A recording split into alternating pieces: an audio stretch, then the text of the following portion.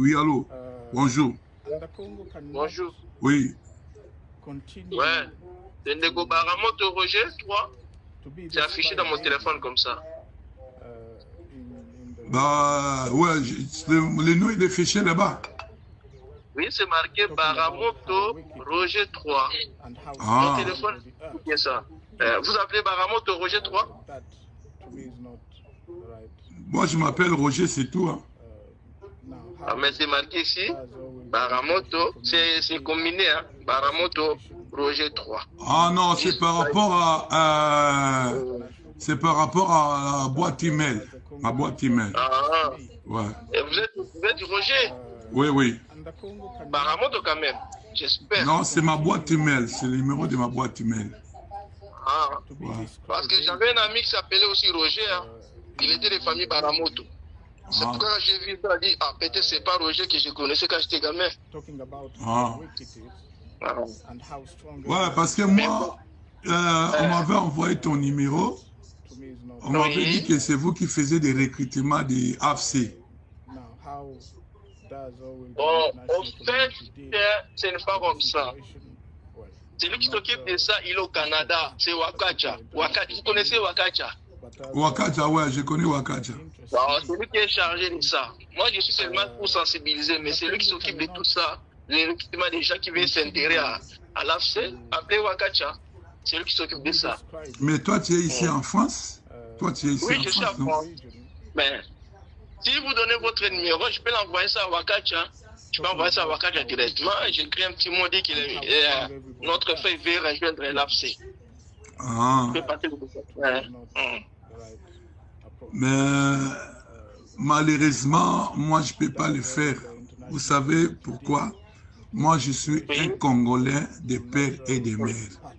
Donc, moi, je ne peux pas trahir mon pays. Ça, c'est trahir le Congo. Si Nanga, il a fait ça, c'est ça. Frère, on va parler à Lingala. Parce que je vois que tu es ça, voilà, tout le monde à Lingala, c'est ça. Ouais.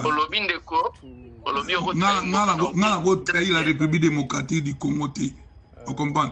On a trahi la République démocratique du Congo parce que neti Wakaja ndengazana Wakaja ndengazana aza yeso kazo sala makamwana yena nzambi na ye. On comprend? Soki ya trahir mboka mengana ko trahir mboka na ngati. Na okende na accès kuna koma parce que botala bandeko na biso oyo lelo ba innocent. Mon frère, tous en a place ya bato. Yo pena ondimi ndongo zana pena ozipe komona nga po pesa na kene ko rejoindre eloko moko oyo ba bomba bandeko na biso.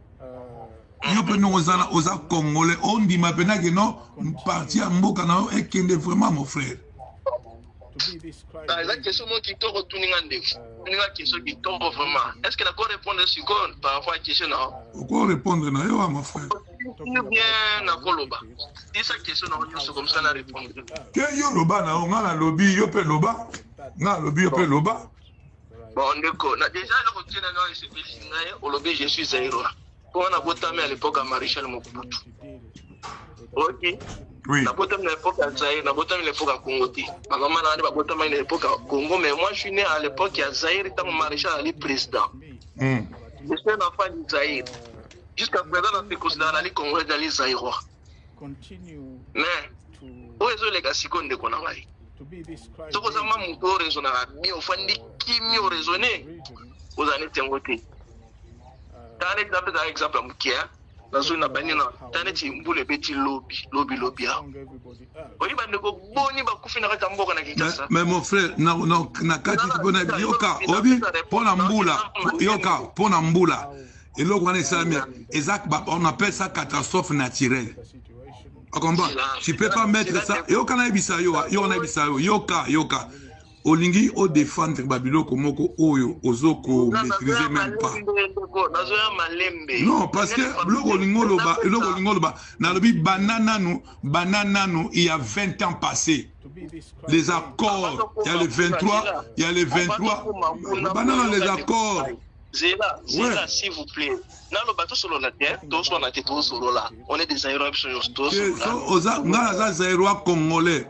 Parce que à l'époque, avant Yoka, avant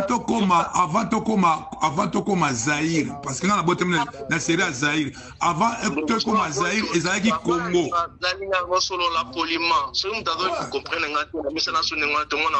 Mais aussi quand tu as un téléphone, ils n'ont pas de problème parce que ils ont trahi le Congo, ils ont trahi.